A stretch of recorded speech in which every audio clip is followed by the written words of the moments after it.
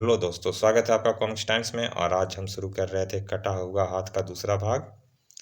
पहले भाग में हमने यहाँ तक की कहानी कंप्लीट कर चुके हैं दोस्तों। चलिए शुरू करते हैं बिना समय गंवाए दूसरा भाग। तभी एक सैनिक राजकुमार के पास आया। महाराज ने आपको तुरंत अपने कक्ष में बुलाया है राजकुमार जी। हम अभी आते हैं। आओ कन्नू।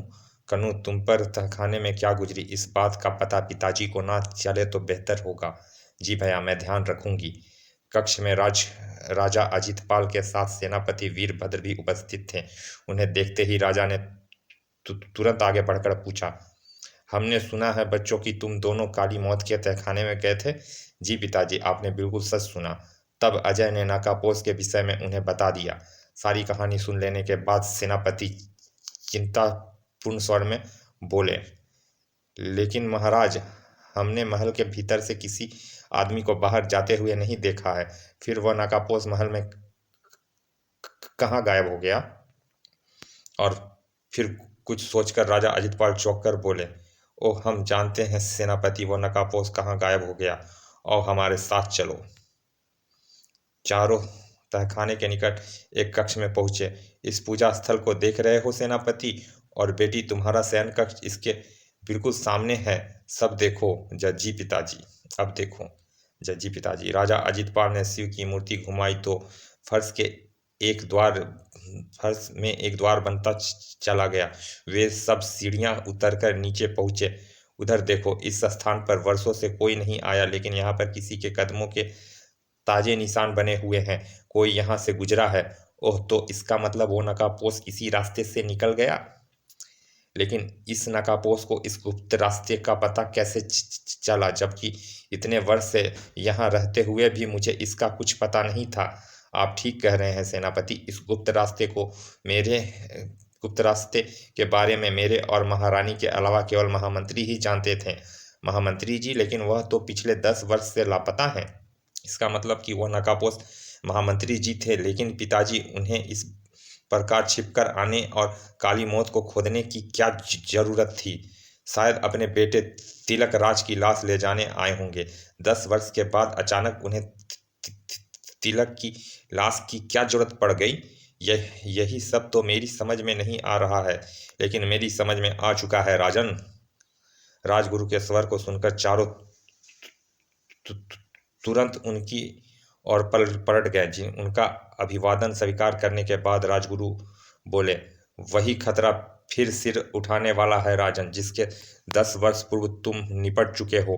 यह अच्छा हुआ कि वह नकापोश आज तिलक की लाश निकाल कर नहीं ले जा सका, अन्यथा तिलक पुनर्जीवित होकर पूरे राज्य में आतंक फैला सकता था। ओह नहीं। और आज प्रथम बार हमें एहसास हुआ कि छोटी सी उम्र में उस मासूम बालक तिलक राज को खून का प्यासा बनाने में किसी दूसरे शैतान का हाथ था। वही शैतान अब 10 वर्ष बाद तिलक का शव बरामद कर उसे पुनर्जीवित जीवन देना चाहता है। उसके लिए उसे तिलक की लाश की सख्त आवश्यकता है। और ओह, लेकिन अब क्या होगा? हम उसकी लाश दीवार से बाहर निकाल कर उसका विधिवत अंतिम संस्कार करना होगा। यही एक रास्ता है। उसी से तिलक की प्यासी आत्मा को मुक्ति मिल सकेगी। तब तो यह कार्य अतिशीघ्र संपन्न हो जाना चाहिए। कल रामनवमी का शुभ दिन है। कल सायंकाल तक मैं सारी तैयारी पूर्ण कर लूँगा और तिलक का शव कल हम अग्नि के हवाले कर देंगे। लेकिन इस कार्य में बहुत सावधानी की आवश्यकता है। वो अज्ञात शैतान तिलक का शव हासिल करने के लिए कुछ भी कर सकता है। इतना कहकर राजगुरु प्रस्थान कर गए। अगले दिन तहखाने में हमें देर नहीं करनी चाहिए राजन। तिलक का शव निकालकर तुरंत उसे आग के हवाले करना होगा। मैं अभी खुदाई आरंभ करता हूँ। सेनापति ने खुदाई आरंभ कर दी। ठक ठक। उसी पल वातावरण में तरह तरह की भयानक आवाजें गूंजने लगी। जल्दी कीजिए सेनापति जी, ना जाने हम क्यों हमारा दिल घबरा रहा है। हुआ हुआ आई। मैंने मशाल जला ली है राजन, और तुम सबको एक सुरक्षित घेरे में कैद कर दिया है। इस कार्य में बुरी आत्माएं विघ्न अवश्य डालेगी। इस प्रकार आप सब लोग सुरक्षित रह पाओगे। खाट। तभी दीवार धड़ धड़ कर गिर पड़ी और सेनापति चिल्लाया, महाराज, तिलक का शव, इसे तुरंत बाहर निकाल कर मेरे सामने लिटा दो। कमाल है, 10 वर्ष बीत जाने के पश्चात भी 100 सही सलामत है। इसमें आश्चर्य की कोई बात नहीं बेटी। इसकी रक्षा वो अज्ञात शैतान करता रहा होगा। किसी साधारण आदमी का 100 इतने लंबे समय तक कभी सुरक्षित नहीं रह पाते। परंतु अब देर मत करो, जल्दी 100 को यहाँ से ले जाओ। राजा अजित पाल, राजकुमार अजय व सेनापति ने मिलकर 100 निकाला और उसे राजगुरु के सामने भूमि पर लिटा दिया। राजगुरु तीव्र स्वर में मंत्रोच्चारण करने लगे। ओम ओम ओम। मंत्रोच्चारण के साथ साथ भयानक चीख चिल्लाहटों के स्वर भी तेजी आ गई थी। और फिर जैसे ही राजगुरु ने 100 को अग्नि देनी चाही कि 100 हवा में उड़ने लगा। हु हा, हे भगवान। सौ उड़ता हुआ मुख्य द्वार से बाहर निकल गया। यह देखते ही राजगुरु चिल्लाए, 100 को रोकना होगा वरना अनर्थ हो जाएगा। मेरे पीछे आओ जल्दी। आनन फानन में ही सब तहखाने से बाहर निकल आए और 100 के पीछे लपके। उसे रोकना होगा राजन। यही वह अज्ञात शैतान है जो तिलक को पुनर्जीवन देना चाहता है। उफ।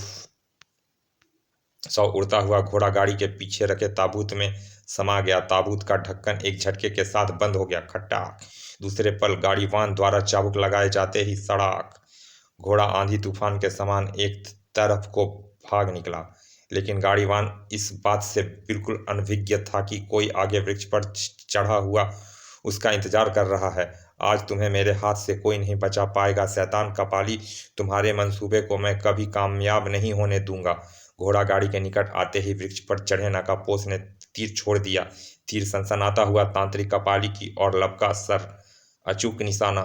खचाक। ओ अगले ही पल कपाली उछलकर गाड़ी से नीचे गिर गया।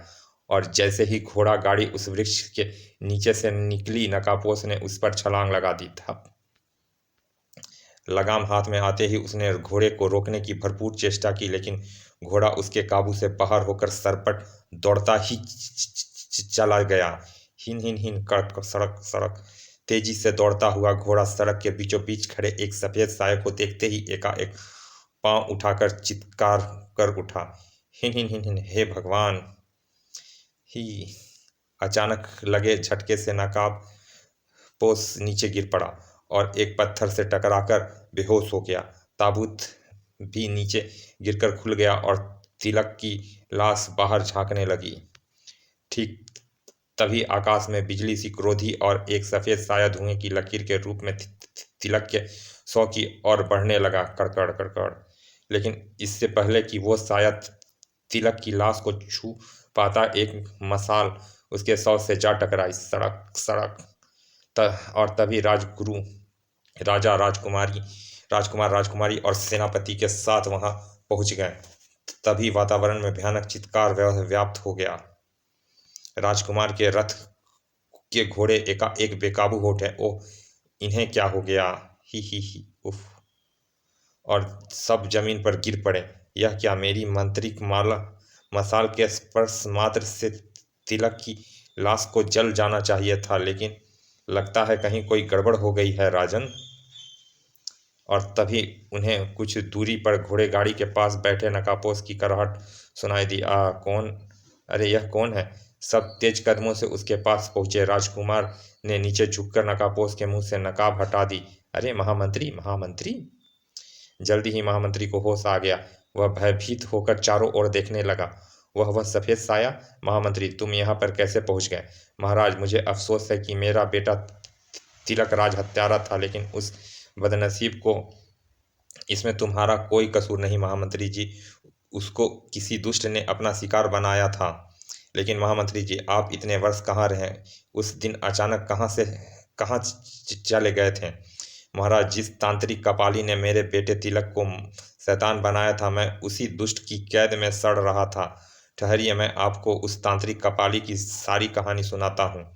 जिस दिन उसे रात को तिलक अपने मामा के घर से अकेला लौटा था, वह उदास सा रहने लगा था। उस शैतान तांत्रिक कपाली ने उसे अपना शिकार बना लिया था। और फिर जब तिलक की काली मौत का दंड दिया जा रहा था, मैं उस समय महल में प्रवेश कर ही रहा था कि एक व्यक्ति को देखकर चौंक पड़ा। अरे, यह अजीबोगरीब वेशभूषाधारी धारण किए यह कौन व्यक्ति है? लगता है यह महल के भीतर प्रवेश पाना चाहता है। शायद कड़े पहरे के कारण भीतर नहीं घुस पा रहा है।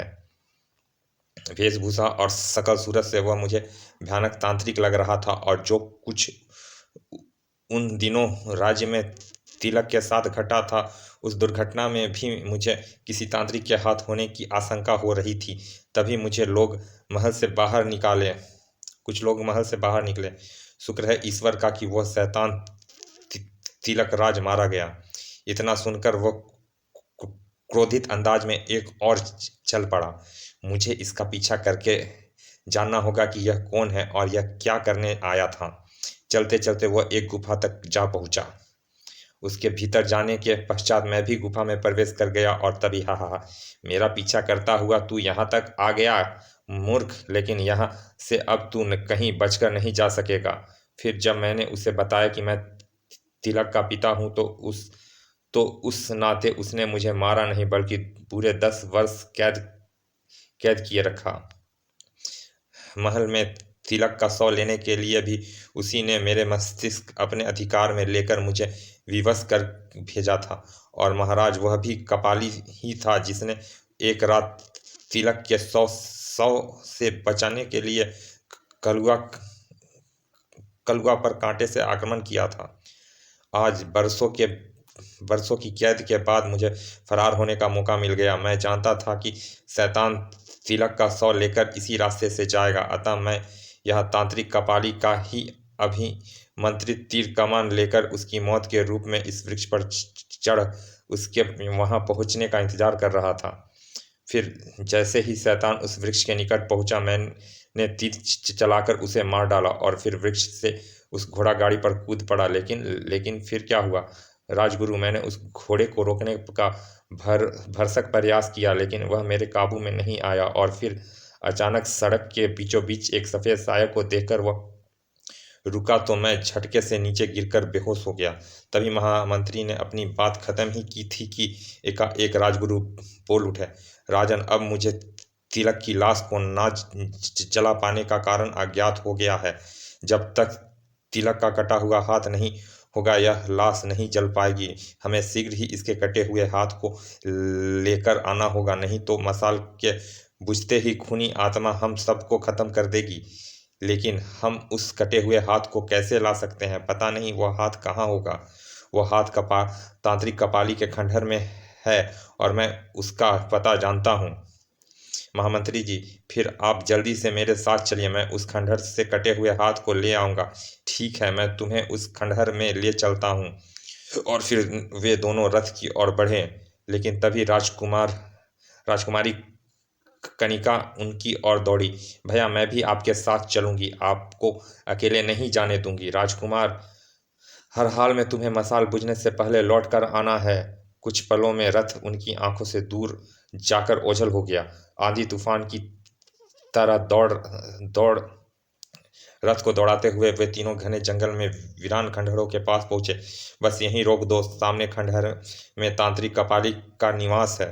तेज कदमों से चलते हुए तीनों खंडहर में प्रवेश कर गए। कुछ पल के बाद तीनों कटे हाथ के पास पहुंच गए। वह रहा वे कटा हुआ हाथ। मैं उसे अभी उठाकर लाता हूँ। लेकिन जैसे ही राजकुमार अजय ने उस कटे हुए हाथ को उठाना चाहा था कि तभी धुएं की एक लकीर प्रकट हुई और एक साए में परिवर्तित होती चली गई। हा हा हा हा, तुम इसे कटे हुए हाथ को यहाँ से नहीं ले जा सकते राजकुमार। अब तुम्हें मेरे हाथों से कोई नहीं बचा सकेगा। हा हा हा हा। और तभी एक भयंकर उल्लू राजकुमार पर झपटा। सड़ सड़, ओह मेरी माला झपट कर ले गया, अब क्या होगा? उल्लू को माला झपट कर ले जाते ते ही उस सफ़ेद साये के मुंह से रंग बिरंगी धुएं निकलने लगी, और राजकुमार उस धुएं में घिरता चला गया। ओह, राजकुमार को धुएं ने घेर लिया। ओह कनिका, मेरा दम घुट रहा है। ओह बचाओ, मैं मर रहा हूँ। हा हा हा हा। और अभी कनिका राजकुमारी कनिका कुछ करती कि सफ़ेद साया आगे बढ़ा और राजकुमार की गर्दन पर अपने दांत गड़ाने लगा। कनिका, साया मेरा खून पी रहा है, बचाओ। राजकुमारी कनिका भयभीत होकर चीखने लगी, भैया भैया, मैं क्या करूं? महामंत्री जी, भैया को बचाओ। अचानक उसी क्षण राजकुमारी को राजगुरु की एक बात स्मरण हो गई। यह माला तुम्हारे गले में रहते यह दुष्ट शैतान तुम्हारा बाल भी बांका नहीं कर सकेगा। और अगले क्षण राजकुमारी ने अपने खंजर उस साये के सीने में उतार दिए। हाँ, मर गया, मर गया। और फिर अगले ही पल रंग बिरंगी धुएं उस सफ़ेद साये के साथ ही गायब हो गया। भैया, राजगुरु की दी हुई माला की अद्भुत शक्ति के कारण मैं इस सफ़ेद साये को खत्म करने में सफल हुई। कनिका, अब हमें पल भर की देर किए बिना उस कटे हुए हाथ को लेकर तुरंत निकल जाना चाहिए।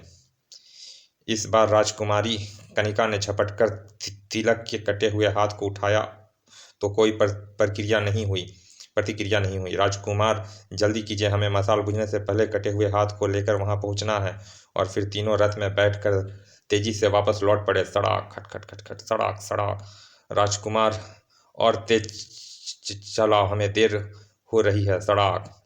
उधर राजकुमार के ना लौटने पर राजगुरु की बेचैनी बढ़ती जा रही थी। मसाल बुझने वाली है और अभी रथ का कहीं नामो निशान तक नहीं। कड़ कड़ कड़ कड़, पता नहीं क्या हुआ होगा। अभी कुछ क्षण ही बीते थे कि बहुत दूर पेड़ों के झुरमुराहट के पास कुछ देखकर सेनापति चीख उठा। महाराज, रथ आ गया, वो देखो, रथ आ रहा है। कुछ ही पल में रथ उन सब के पास पहुंच गया। लीजिए राजगुरु, अब जल्दी से इस कटे हुए हाथ को भी तिलक के शौ के साथ जला दीजिए। फिर ठीक समय पर उस कटे हुए हाथ को तिलक के शौ के साथ रखकर राजगुरु ने मसाल को उससे स्पर्श किया तो शौ धू धू कर जल उठा। सारा वातावरण शांत हो गया। चारों ओर छाए मनहूसियत के बादल छट गए थे।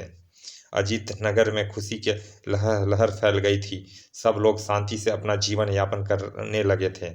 समाप्त। चलिए दोस्तों, इस अच्छी सी कहानी का यहाँ समाप्त करते हैं और मिलते हैं फिर ऐसे किसी अच्छे से कॉमिक्स के अच्छे से भाग में। और अभी तक आपने हमारे चैनल को सब्सक्राइब नहीं किया है तो दोस्तों प्लीज़ सब्सक्राइब कर दें दोस्तों, ताकि हम आपके लिए ऐसे ही अच्छी अच्छी कॉमिक्स अपलोड करते रहें और आप उसे देखकर सुनकर एंजॉय करते रहें। चलिए मिलते हैं फिर किसी अच्छे से कॉमिक्स के अच्छे से भाग में। तब तक के लिए धन्यवाद। विदा।